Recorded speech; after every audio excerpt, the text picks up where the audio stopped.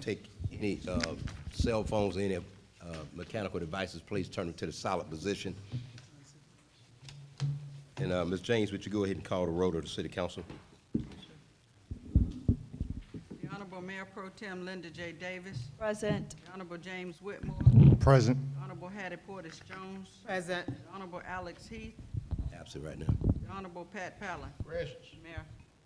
Okay, thank you so much, and I'm present. The first agenda item in this case will go to the city. Go ahead, Mr. City Manager. Thank you, Mr. Mayor. Good evening, council members. Our first agenda item, our sole agenda item for this evening is on our emergency operations plan, which is coordinated and presented by our Director of Building and Operations, Mr. Dana Smith. Good evening, Mayor and Council. Good evening. So I have the pleasure of presenting on behalf of the staff and administration our City of Fairburn Emergency Operations Plan. I can tell you from the outset, this was a collaborative effort between fire department, police department, city administration, utilities, public works, or streets in this matter to finalize this plan. We came up with this plan based off one of the templates that we received from AFSEMA, Atlanta Fulton County Emergency Management Agency. So this plan follows with their template that they've seen from other local jurisdictions similar to ourselves. And we wanted to present it tonight, especially in light of the incident that happened not too many months ago in, sorry, my bad. Okay, there we go. Sorry about that. Little malfunctions right there. So we wanted to just start by saying that. So I definitely have the support of both chiefs, and they're here. They'll be jumping in, and I'll be probably sidebarring to them because we've met, discussed it, went over it. They've had input, revised it. It's a very large, and if you've seen, comprehensive plan. Oh, yeah. It's with a operations plan. I'll tell you as an overview, it doesn't specify every particular incident, but it does specify the types of incidents that the city can face and give a plan for it, preparations for it, mitigations for it, and how to recover from it.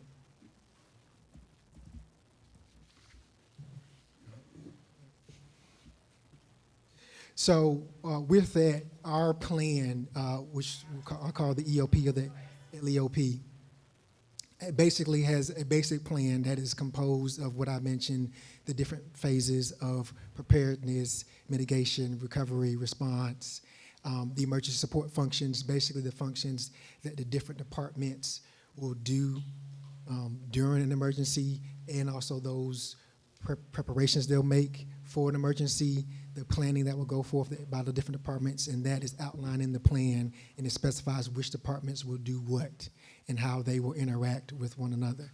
It also has several checklists, several forms that will be used during emergency operations for resources, for inventory management, to make sure there's communication, how the communication has been documented, some things for documentation, as well as there's just an appendices of just general information about what we reference, the different items or the different terms and terminologies used in the plan. As I stated before, it was based off a template that we received from AFSEMA from another local municipality. So we basically took that plan that was used and was agreeable to AFSEMA's standards, and then we just modified it to input all the City of Fairburn information that pertains to us. In this plan, one of the highlights that I did want to point out is that it designates an emergency operations center. So when we had the water crisis several months ago, we set up a place for it, but this plan designates a location and then a backup location in case of emergency. Currently, the plan still has the annex as that location and then the backup location in there as well. As we make certain changes that Mayor and Council has approved with staff relocation, that location will move to a better location that is more suited for emergency operations once we get some infrastructure in place to facilitate that. It also designates the local emergency manager or coordinator, which is why I'm presenting, because the chiefs like me to coordinate while they go solve the problems. So they rather me be on the phone with AFSEMA while they do all the heavy work, and I said, no problem. So That's just kind of the basic overview of the plan. I will not go through all 186 pages tonight because I'm sure it's more than we have time for, but I will be going over some of the highlights of what the plan covers, just for us and the sake of the public. So our LEOP, as we call it, just so that there's some, I don't have to keep saying the local emergency operations plan 1,000 times, a lot of acronyms, goes through the phases of the emergency management, which I described.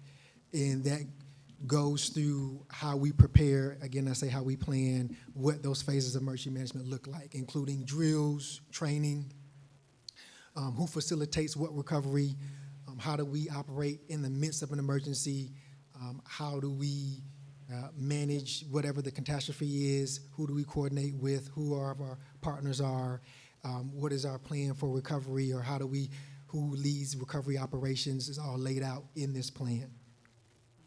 I will say as well that emergency operations plan is a living document. It is meant not to specify an individual, but offices. And so the plans get updated as structure changes, as cities grow, as things change, plans do update. So we have a plan dated today, but as major changes happen, as we make that change from one EOC to another EOC, the plan will be updated to reflect that. The plan also has information about the continuity of government and our government responsibilities. So it lays out what things that the government is going to be responsible for, what things city administration is going to be doing, and how we're going to engage with the public and what we're trying to do to help mitigate the disaster on whatever level it is. The plan also describes the different levels of disasters. So if you have seen the plan, it describes to you a level 1, a level 2, a level 3, and a level 4. With a level 1 being in everyday normal operations, everything is okay.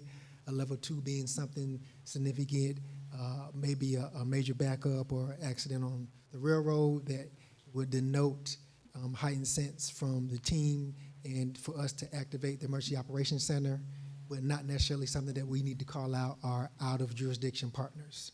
And level 3 being a scenario where we would want to contact those partners because we have a more major catastrophe on our hand, similar to maybe a tornado or a major fire, and a level 4 being just a major catastrophic event. I will say that also the EOC is established in this, and the procedures for establishing the EOC, as in who sets it up, who has the authority or the delegated responsibility to establish the Emergency Operations Center, to call the team into action or to gather the resources or to contact FCMA. It lays out those protocols and those procedures of what office and who those individuals are, who's responsible, how they're responsible for doing that, and how the team interacts with one another.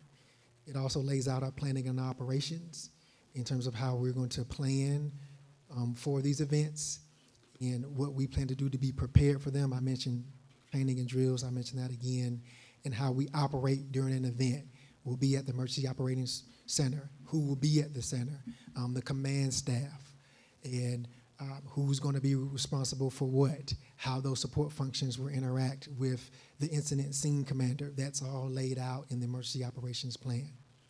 It also lists direction and coordination between the people at the scene, because you have coordination between those at the scene dealing with the emergencies, doing the rescue and the recovery, dealing with the fire, dealing with the aid, and then those at the Emergency Operations Center facilitating, coordinating, documenting, controlling and the flow of resources, coordinating with other large municipalities, government agencies, state government agencies, county government agencies, because those two groups are separate, but they need to have a seamless coordination.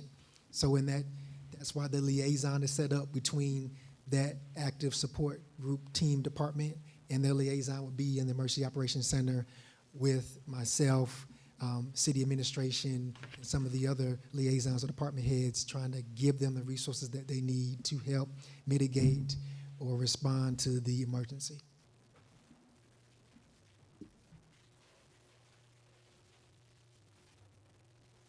Okay. And as well as we wanted to point out some training that's ongoing. So right now, we have our plan documented in PDF, but simultaneously, Fulton County FSEMA has rolled out this project called BOLD, and it's Ready, Set, Fulton. It's a digital software where all of the 15 cities, the local municipalities, are uploading their EOP to this platform so they'll have a county-wide emergency operations plan for entire Fulton County to be standardized in the same format, the same way, with the same nomenclature, the same support functions, the same designations, and all the roles are identified. And this is something that's ongoing. In fact, the next phase of this is due by the end of this month, where we'll meet again to finish up this next wave of training and to finalize our plans in the system. Everybody has their own individual plans, but to finalize these plans in the system so that eventually the county can publish a countywide EOP that everybody has seen or everybody has bought into, or that rolls up from us to FSEMA, from FSEMA to GMA, and et cetera. Another tool that we're using that was so graciously given to us by FSEMA is called WebEOC. It's a free platform that allows us to coordinate internally as a city staff, but also externally with FSEMA, with other agencies, with shelters, with other municipalities for crisis, for resources. It shows traffic patterns. It shows closings. We can have a dashboard for resource requests, for down trees, markings. It's a platform with a plethora of options that the core staff has been introduced to and been signed up for, that is usable on our phones as well as on our laptops. And it's a tool that we can coordinate again internally, but with other people. And when major catastrophes happen, speaking with FSEMA, they can initiate events and then start to take over and disseminate information. We also can use this tool to plan for non-catastrophes, but just large events like the Fall Festival. So it's not just an emergency in terms of catastrophe. It can be help for us to plan major events to avert emergencies. I know that FSEMA uses WebEOC for some of the large events that happen at downtown at either the stadium or the Georgia Dome. They mentioned about that. Grady is on this platform, they mentioned, and they use it quite frequently. So this is something that's just really good tool for us to have, and it keeps us in coordination with them and the other municipalities.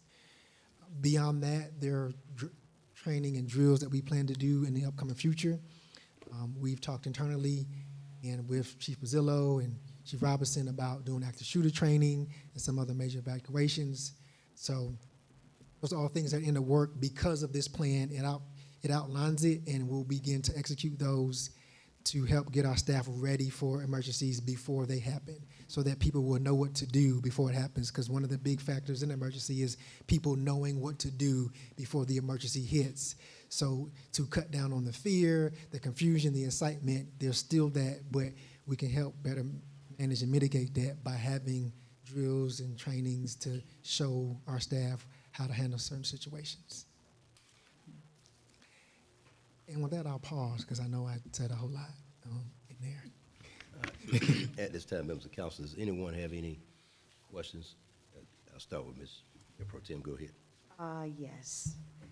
I can tell you it is extremely comprehensive, like you said. With a capital C. I literally went through every page. And I could just give kudos to doing this and doing it to the expanse that you have done it is very impressive.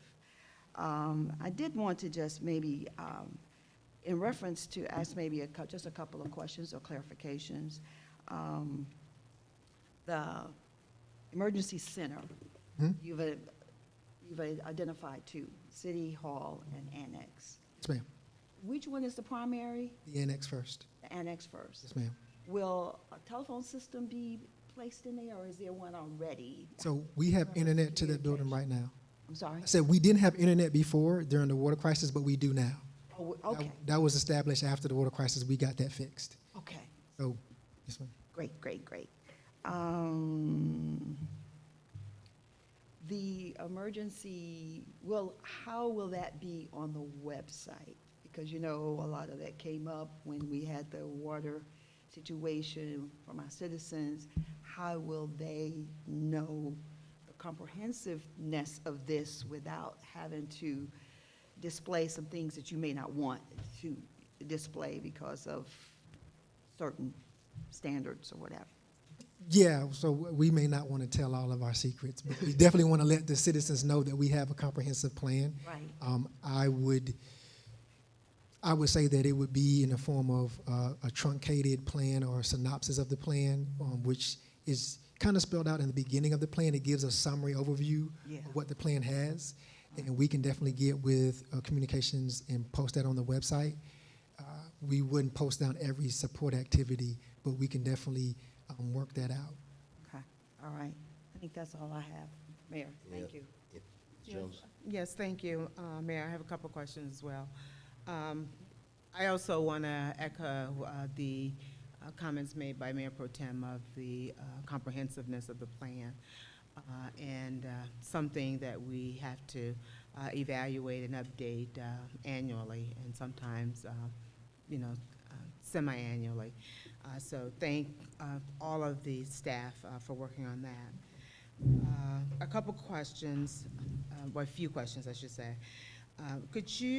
You talked about communications.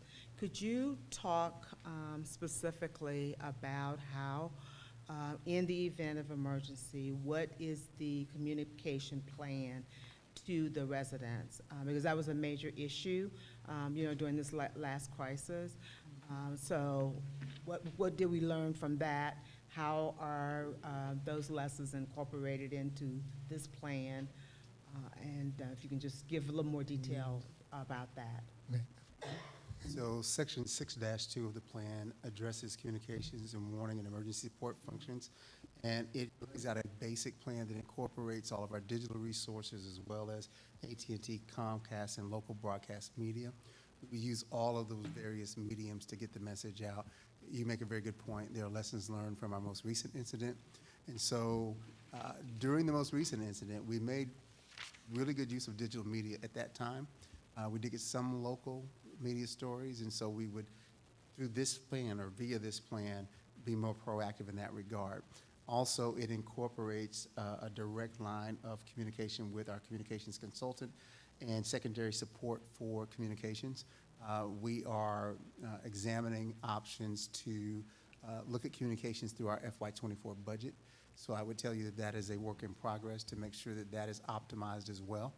But it would be in partnership with our communications function in the city, utilizing those various platforms. And we would be as proactive as we could to start putting out information at the very beginning of the process. As soon as we are aware or there's a level 1, 2, 3, or 4 activation, that would trigger a communications process at the very outset of the problem or the issue so that we can get that out to citizens as quickly as possible. Right, so the reason I asked that question is because we did discuss this at length after that last incident. And there were several recommendations and suggestions that were made, which I did not hear or see in the document. And, maybe it's buried somewhere else or it will surface somewhere else. But Councilman Whitmore mentioned about the well check, right? Because we had being able to reach out to senior citizens just to double check that everyone's okay. We got a lot of complaints about inability to reach City Hall, okay? So some type of plan in place to have an employee respond to a citizen, to help direct a citizen, to help let them know what's going on. We received a lot of complaints about that. So those low-tech, personal types of communications, that we somehow need to incorporate. Digital is great. That helps us reach a lot of people quickly, but we also have to have that low-tech piece of it, that human element piece of it, so that we are reaching all of our citizens, just to ensure that everyone is safe, or that we can respond to any incidents in one part of town versus another, and that will help in deploying the staff when necessary. So I just want to remind us of that conversation and to make sure that those items are included some way, somehow in the plan. And then, Mrs. Smith, you talked about, your drills. Can you talk a little bit about the frequency of those drills and the comprehensiveness of the drills, if you will? Because, I mean, you have a huge document, and I know it's nuanced, things that you can't do until it actually happens. But by the same token, if there's some familiarity, with the staff, they'll know how to deal with it. So can you just talk about, the frequency of the drills, the comprehensiveness of the drills, and to what extent does that include any partners in doing those drills? Sure. So the drill frequency would be based upon which drill we were doing. So I'm sorry, based on what? Which drill. Okay. Which drill or which training. So for example, Chief Bazzillo, I've asked him because I know him and Deputy Chief talked about doing the active shooter. So you mentioned like doing one this year or two this year? I'd like to do at least one, ideally annually. It's one of those things where active shooter issues, active attack issues, they're not going away, they're getting worse, they're getting more frequent. So it's something that I think I'd like to train on at least once a year. And again, it wouldn't just be police and fire. What we have actually very preliminarily discussed was every city department, because it's going to be an all hands on deck situation, God forbid.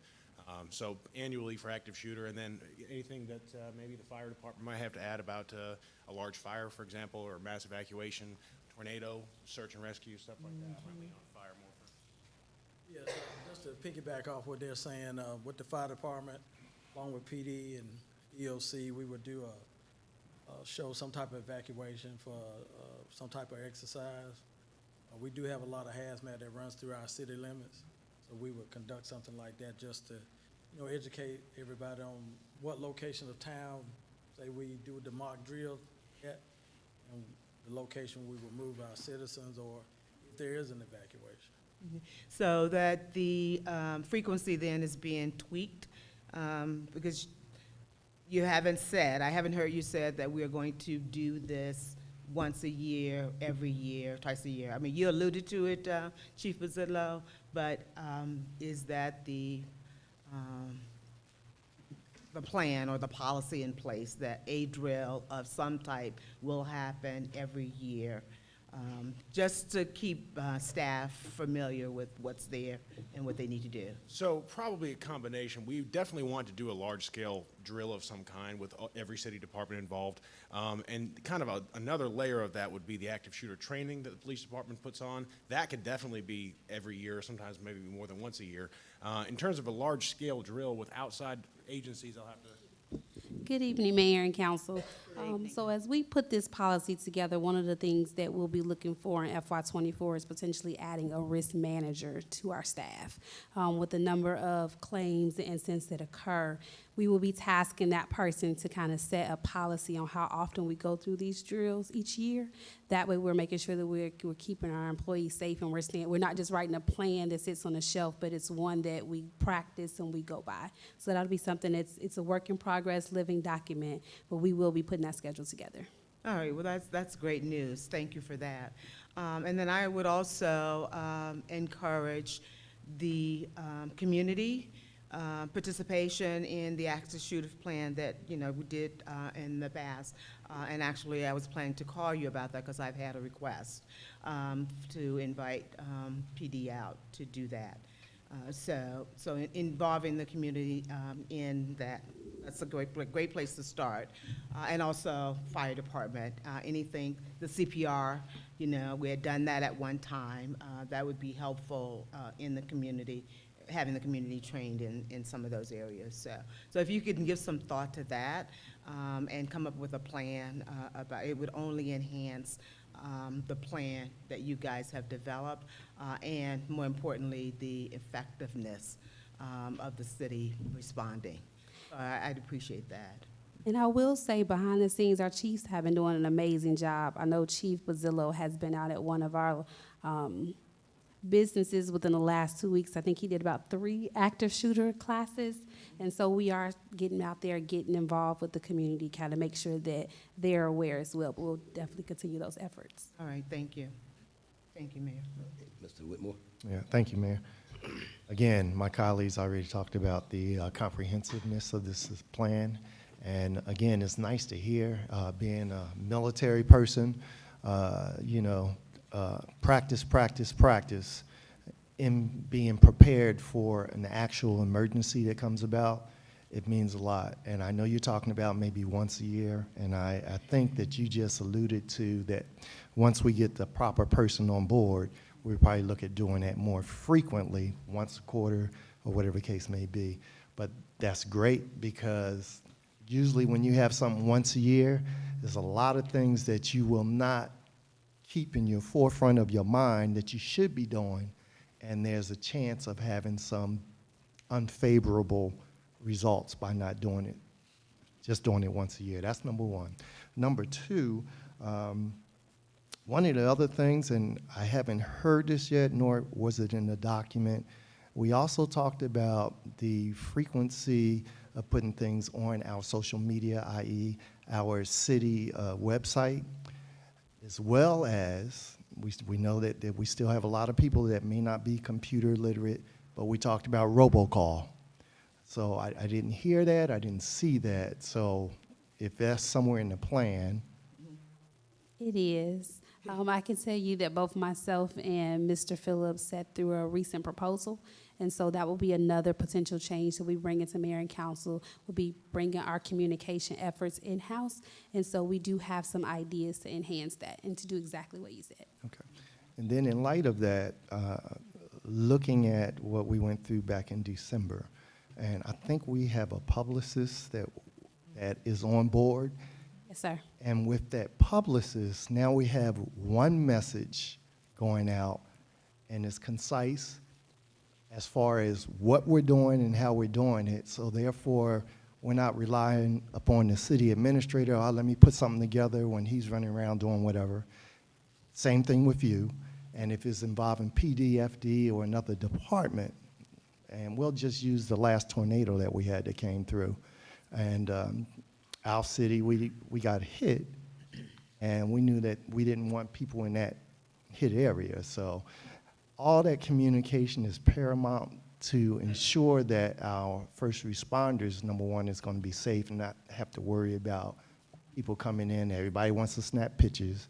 Everybody wants to get involved, but we don't need them involved in those areas.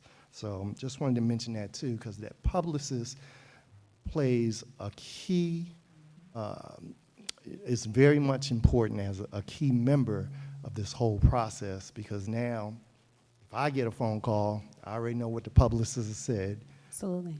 If the mayor gets a phone call, he doesn't have to call the city administrator, because the message is going to be redundant and the same. That's my point that I'm trying to make. Yes, sir. Okay. And as far as my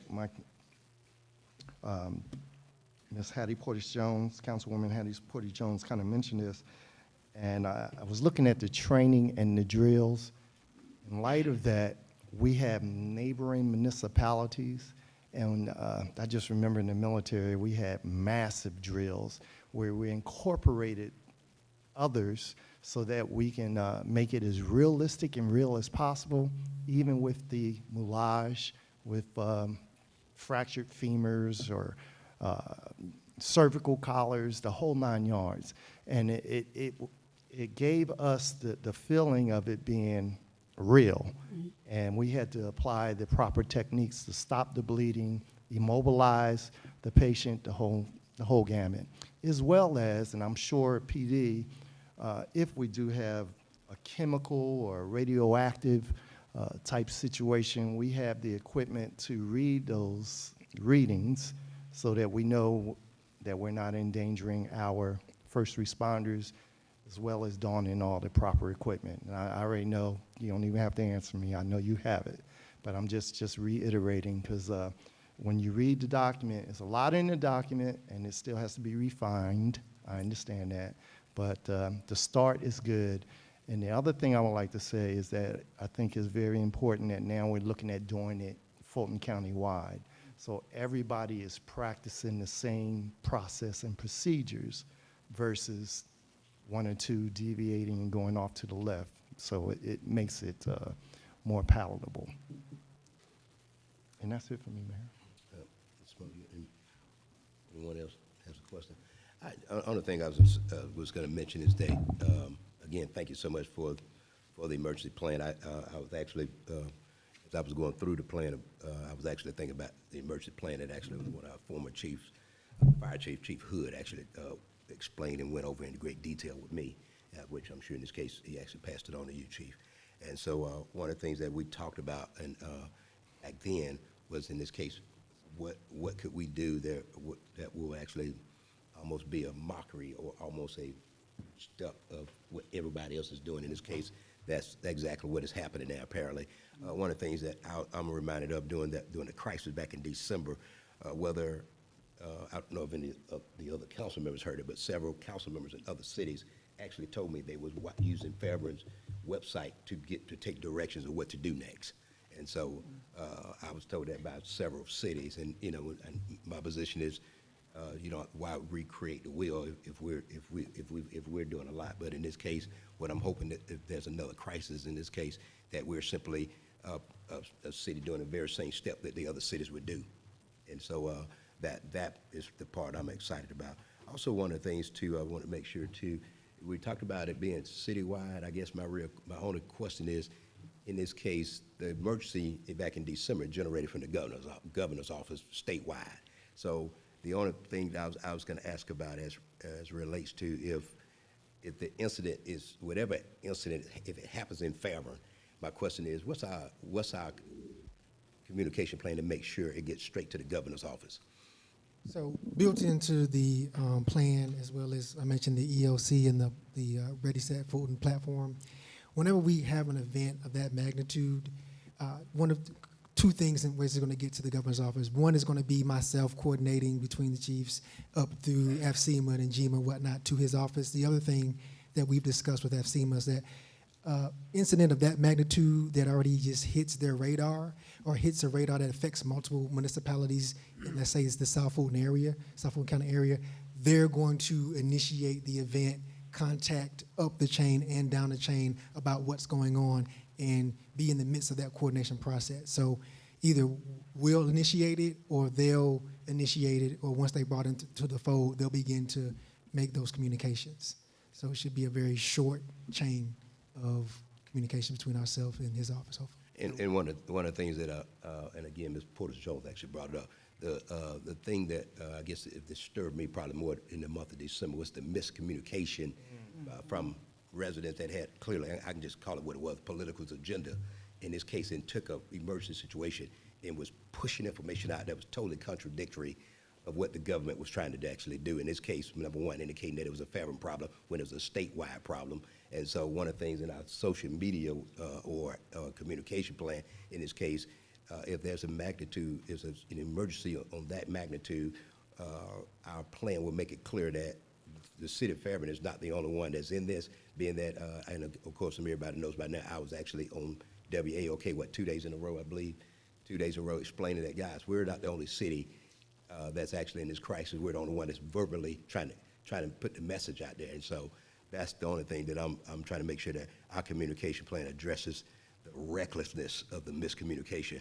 Well, I was just going to say to that, Mr. Mayor, a part of the feature of that is that in that situation, that was already, for example, was already on FCMA's on their radar, and they were communicating. They had created an event for it. They were communicating with the different municipalities, so they were disseminating information as they were in the fold coordinating. So if something like that happened again, we would be communicating as we have communications with them. So it'd be easy to see an outlier of the mainstream of communication. The WebELC tool that was highlighted earlier is really a state-of-the-art mechanism that coordinates across cities, counties, state, and federal level. You can literally enter an event in the WebELC, and it immediately connects to all those levels of government because they're all tied into that same tool. And so it was created largely for that purpose, to ensure that there was systemic communication all up and down that entire spectrum particularly for anything that would be at a state level. You know, we are a transportation hub. There was an incident in Union City a little over a week ago where a tractor trailer and a train collided. You know, had that train or that tractor trailer had hazardous chemicals, that could have been a very different situation. And we also, as you know, have multiple train crossings in our city. Right. So any incident like that would immediately be into that system and would activate at all those levels. As it relates to social media, like any tool, it can be used for positive or negative. Our role is to put out as much effective communication as we can, as quickly as we can in those instances, using both high-tech and low-tech, Councilman Portis-Jones. That would likely be affected through robocalls, as he mentioned. But I would also highlight that during that winter crisis, we put out more information than any city in South Fulton. Sure did. We had more messages posted. We were on our website from day one. To the mayor's point, other cities were looking at our website to get information. And so there's always room for improvement, and that low-tech options we will pursue proactively and make sure that we can reach out. Those wellness checks are probably going to be the public safety's venue, because the fire department or their staff, given the circumstances, will make sure that we try to do that. Now, it depends on the state of the type of emergency we're counting with, and so we'll look at those low-tech options. But that web EOC connects us all the way through to the federal level, and not only is it for information, it's also for resources. If we have an incident that goes beyond our capabilities here in the city, you know, we had an extended meeting with Donnie Reese, who's the battalion chief for Atlanta Fulton County Emergency Management, to talk about how that process works. I've got a very good working relationship with Matt Kallmeyer, who's the director of AFSEMA, and he's aware that Fairburn is in their network. And so it positions us far better than we were in December to not only be able to communicate effectively with all those various agencies, but there are resources that we can tap into at the state and federal level that we may not have necessarily here in Fairburn, that if the level 1, 2, or 3, 4 incident requires, we have the ability to get to those resources quickly. And I was just going to add that the platform that Dana references is just not used when there's an emergency. So in our meetings, it was determined that we can use it for notifying our surrounding jurisdictions about our annual fall festival or our Third Friday concert series as that series continues to grow. That way it's already on their radar. So should we have an emergency, it's already on their radar and they're alerted about what's going on within the city of Fairburn. So just as a point of clarity, not just in the event of an emergency, but we can let them know when we have large-scale events going on within the city. One of the real-time examples will be this year's Fall Festival. We will put that into the web EOC well in advance. All our surrounding jurisdictions will know how many thousands of folks will be in our city on that day. We have to partially shut down a state road to do that, so the state level stakeholders will be aware. And so that tool helps us not only in emergencies, but we'll use it, for example, for our Fall Festival this fall. Mr. Heath, you had a question? Yes, sir. I'm wondering where we at on our water authority. I know that we buy water currently from the city of Atlanta. Our water authority, from my understanding, the last bit of information I got was that we got a permit to pull from the Chattahoochee River. So at that point, hadn't heard anything else. But my question additional is there an expiration date on that permit? That if we don't use it in a certain period of time, that it expires? No, to my knowledge, the permit is still valid. Good. And so that is not an immediate concern about expiration. What is a concern, and what is probably an extended discussion that we may need to have in a work session, is that there's a huge financial piece to this. Yes. That has not yet come up with a solution for that. Building a water treatment plant is a multi-million-dollar undertaking. And so that process is still moving forward. It is active. There are conversations and meetings going on constantly to try to navigate that. Well, the last price tag I heard was around $135 million. Is that close or? More than that. Probably a little north of that. More than that. It's more? Yeah, it's probably a little north of that. We don't have an exact number, but the Water Authority is active and looking at significant steps. There are meetings scheduled not only with the authority, but with some of our stakeholders in the metro area. There's a consideration to bring on board a water professional to kind of help navigate this process. And so it's active and underway. The Water Authority has been around for over 20 years, so it's not new. There have been a lot of changes over that time, but it is still an active, ongoing process. Right. Okay. Thank you. Yeah, I have one last question relative to the emergency plan. And that is, as we were talking about, you know, the emergency we had in December, that spoke specifically to a utility being at the center of it. So could you talk a little bit about how the utilities are part of, you know, this system? And are all of the city's utilities a part of it? Just talk about that role and their participation, the communication, the engagement, et cetera. Sure, yes, ma'am. So the Utilities Department is part of the core EOC team. Their role in the emergencies is kind of outlaid in several support functions. So support functions and emergencies that curtail or have relating to fuel, energy, that nature. Utilities will be one of the primary or the secondary departments responding to that emergency, because that really is associated with their work and their level of their services that they normally provide. So beyond that, the other emergencies that are listed out or types that are listed out in the program, you'll see the Utilities Department as a secondary support to that, because they're impacted by the downed trees, by supporting the functions that maybe even the police or fire may need them to help them in their operations.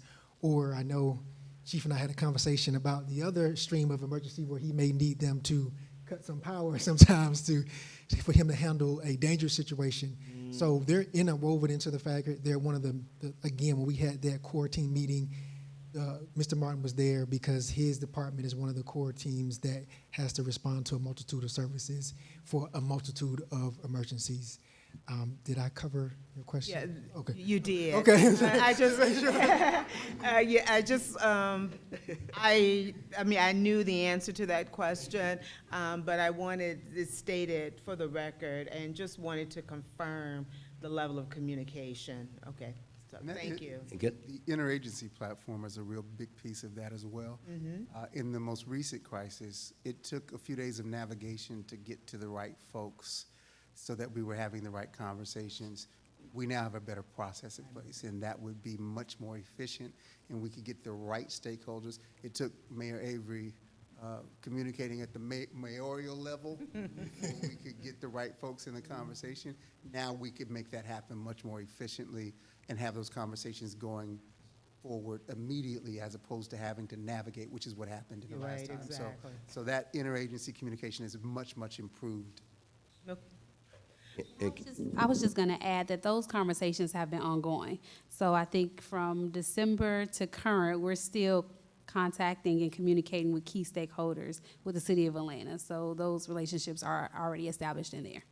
Yes, And if I may add some clarity to as well, Ms. Jones, as a result, and as she just mentioned about the conversations with the city of Atlanta, but as a result of some crises that happened prior to December, as the city of East Point, the city of Palmetto, we've got actually friends, well, and I guess we can call all each other friends, but we've got some real official friends that would be prepared to help us, especially as it relates to utility. Because again, I want to, and I'll say it again publicly, I want to thank the city of East Point that actually helped the city of Fairburn overcome a major crisis with the manpower. And it's been well over, almost 18 months ago, but the impact was almost unreal. So again, those, like you said, now the process now no longer requires me to make a phone call, because the relationships is at the level where the work actually gets done. So again, thank you, great question, Ms. Jones.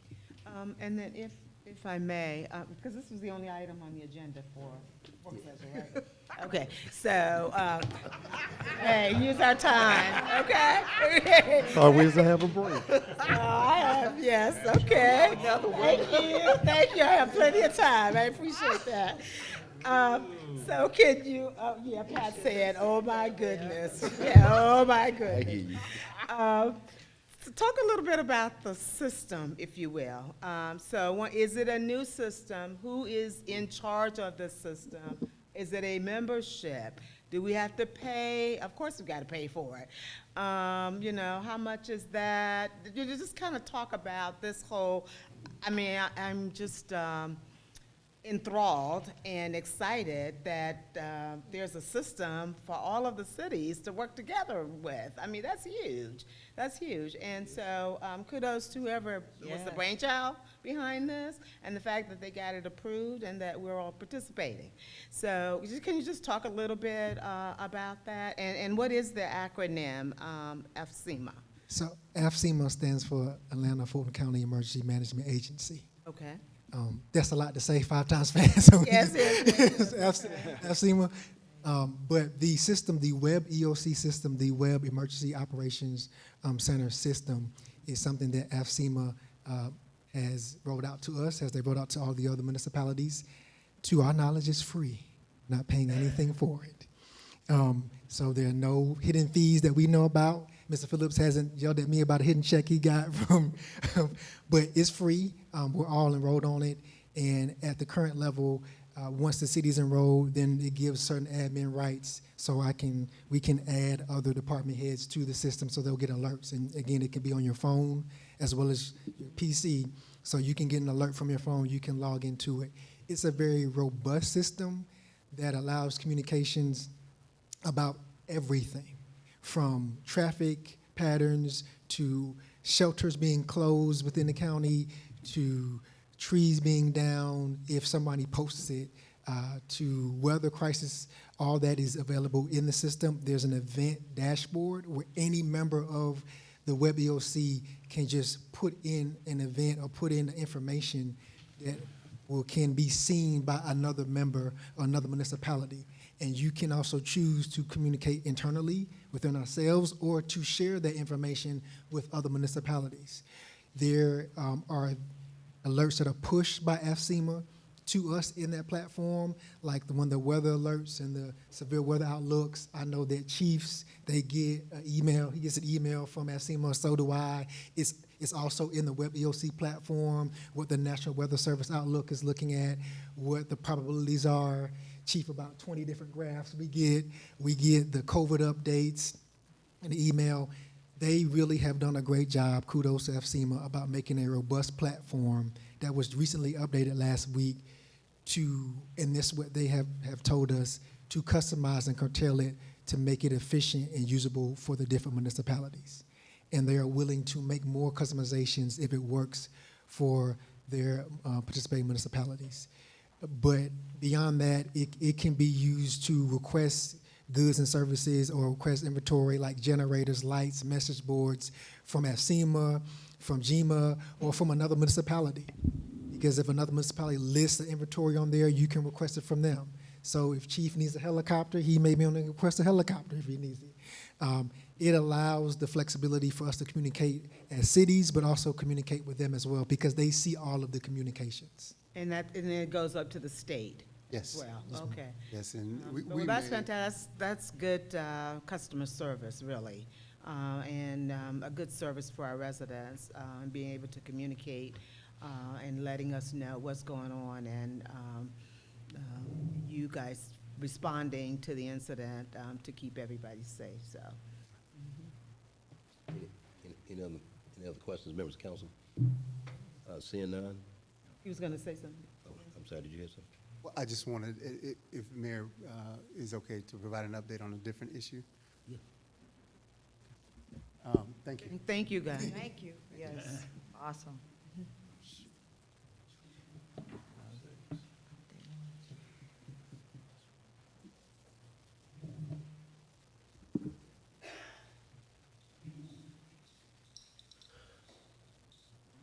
So good evening. I wanted to take a few moments to update Mayor and Council on an issue that we are working through with our utility payment system.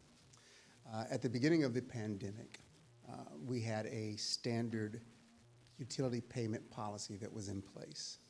That policy basically states that 7 days past due, then the utility is due at that point and is in danger of service disruption. That's a pretty standard policy in most cities. At the beginning of the pandemic, we put a temporary policy in place. And so we went away from our standard policy.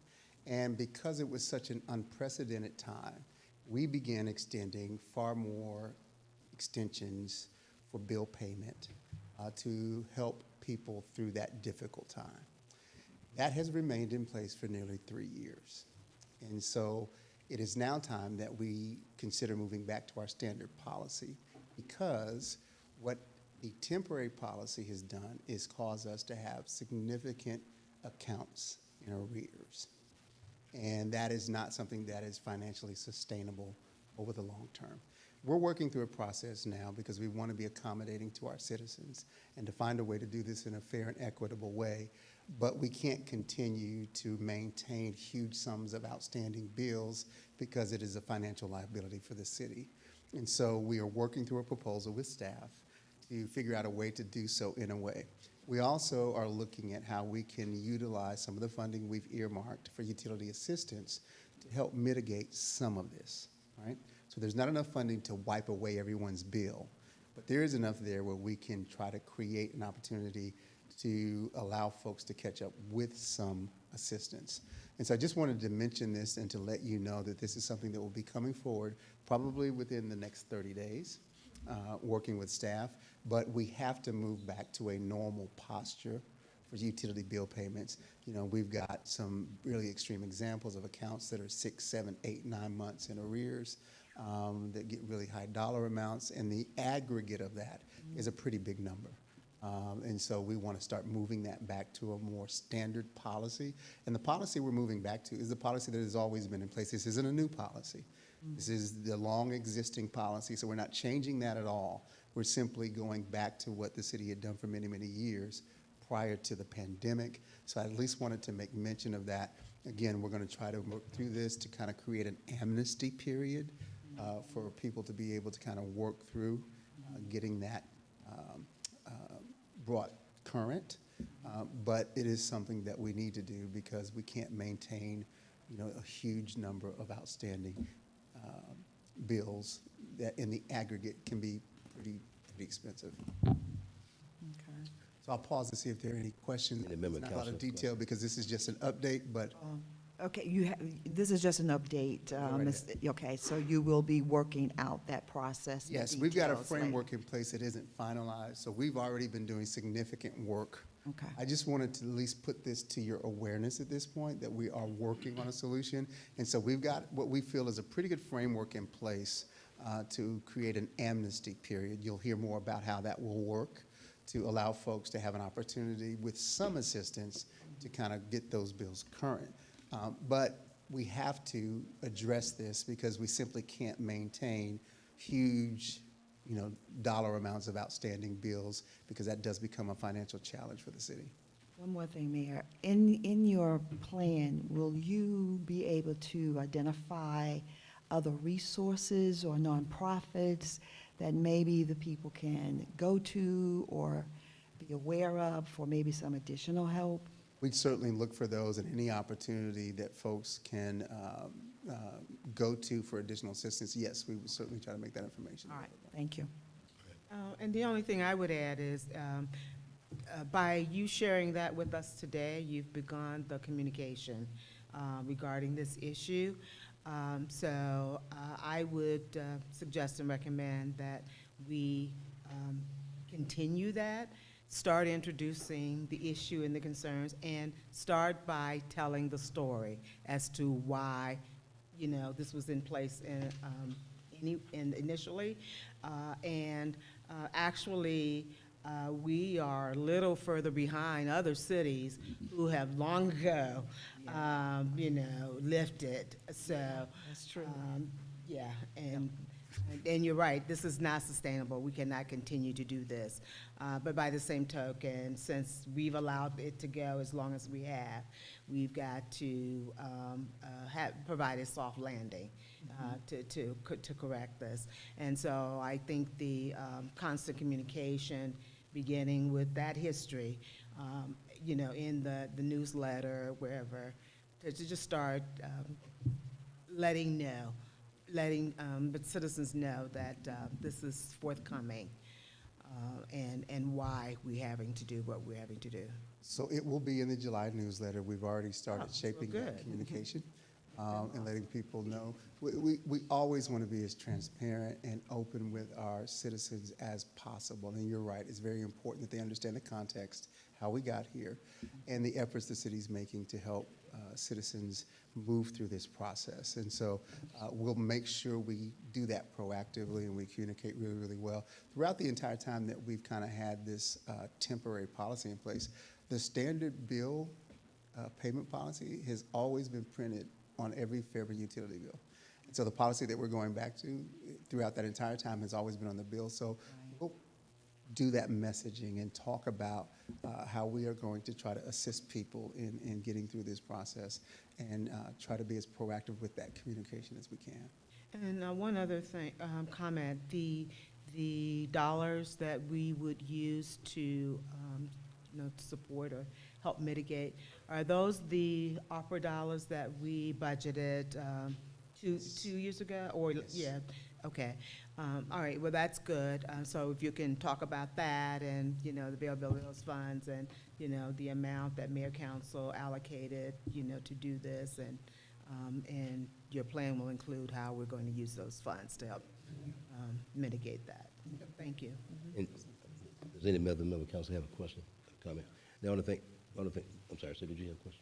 Just one, Mayor, and as my colleagues already alluded to, I am aware of one or two nonprofits that has been helpful to some of Fairburn residents. So, yeah, reaching out to them and others, even within Fulton County government, there's some other ways of that. All we have to do is steer them in the right direction. Certainly. And I just want to say again, staff, I want to give kudos in this case to our new finance director who's in the audience in this case, has actually helped us. If you remember, literally, in 18 months ago, I mentioned a couple of areas that was very central for us to actually get basically in alignment. And one of those areas I mentioned was the utility. Because of all the staffing issues that had to be addressed all of 2022, in this case, we're now coming back to the area, coming now to a forefront, to facing some of the couple of areas. Mr. Heath, you actually talked about one of those areas. One was dealing with water, which we'll bring you a report in a later month.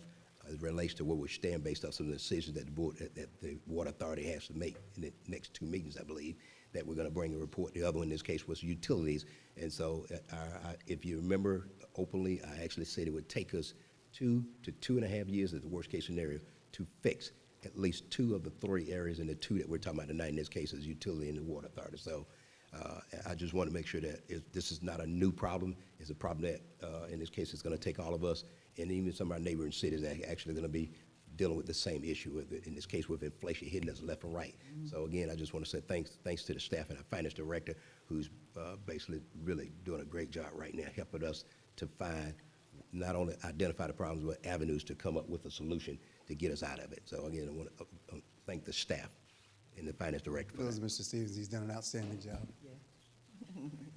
If there are no other questions, we'll adjourn and start our meeting in 3 minutes. 3 whole minutes.